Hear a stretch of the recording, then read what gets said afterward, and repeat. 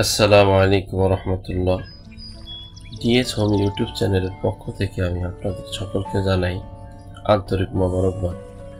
আমি doctor M M Ferdous.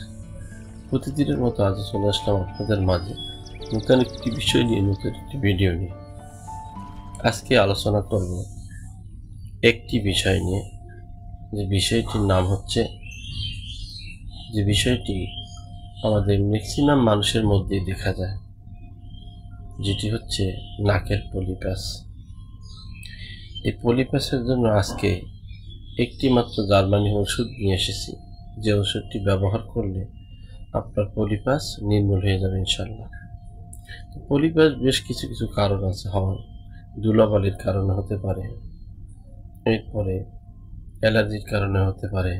যে কারণে পলিপাস হোক, আপনি একটি ওষুধ ব্যবহার করবেন, ইনশাল্লাহ আল্লাহ আপনাকে মুক্তি দেবে।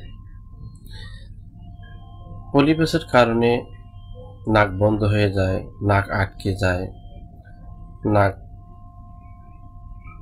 দিয়ে পানি পড়ে, পলিপাসের কারণে মাথা বার হয়ে থাকে, পলিপাসের কারণে বুকে চাপ চাপ লাগে, পলিপাসের কারণে অনেক সময় দেখা যায় শ্বাস করতে পারে না, নাক দিয়ে শ্বাস টেনে তুলতে পারে না, বিভিন্ন রকমের সমস্যা দেখা দেয়।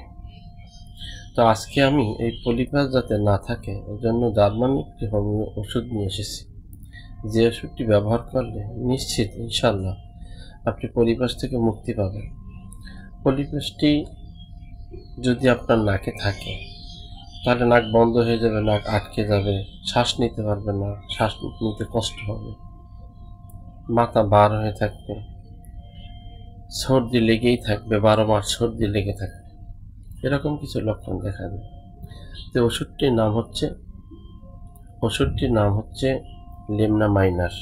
এই লেমনা মাইনার ওষুধটি সকালে 7 ফোঁটা, দুপুরে 7 ফোঁটা, রাত্রে 7 ফোঁটা, আধা কাপ ফোটানো ঠান্ডা পানির সাথে মিক্স করে খাবার আধা ঘন্টা আগে খাবেন।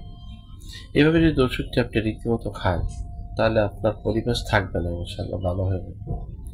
এই পলিপাস বিভিন্ন কারণে যে হয় সেটা তো বলেছি, তবে ধুলাবালির থেকে একটু বেঁচে থাকতে হবে, ঠান্ডা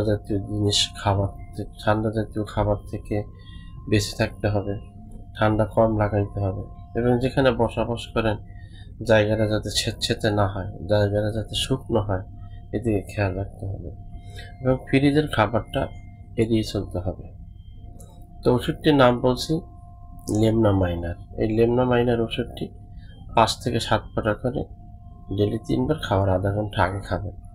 এভাবে 1 থেকে 2 মাস যদি ধারাবাহিক খান তাহলে অবশ্যই আপনাদের পরিবেশ থাকবে না ইনশাল্লাহ। আমি ওষুধ নিয়ে আমার আলোচনার কারণ হচ্ছে, আপনারা যাতে নিজেরা ওষুধ কিনে বাসায় বসে খেয়ে ছোটোখাটো ডাক্তারের কাজ চালিয়ে যেতে পারেন, কারো কাছে যেতে না হয়। তবে ওষুধ সেবনের আগে ডাক্তারের সাথে পরামর্শ করে নিলে ভালো হয়। ওষুধ সেবনের আগে ডাক্তারের সাথে পরামর্শ করে নেবেন।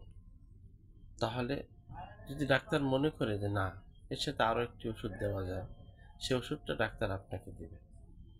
আশা করছি ভিডিওটা আপনাদের উপকারে আসবে। যদি ভিডিওটি উপকারে আসে তাহলে একটি লাইক দেবেন এবং বন্ধুদের সাথে শেয়ার করবেন। ভালো থাকুন, সুস্থ থাকুন, আর দেখতে থাকুন ডিএস হোম।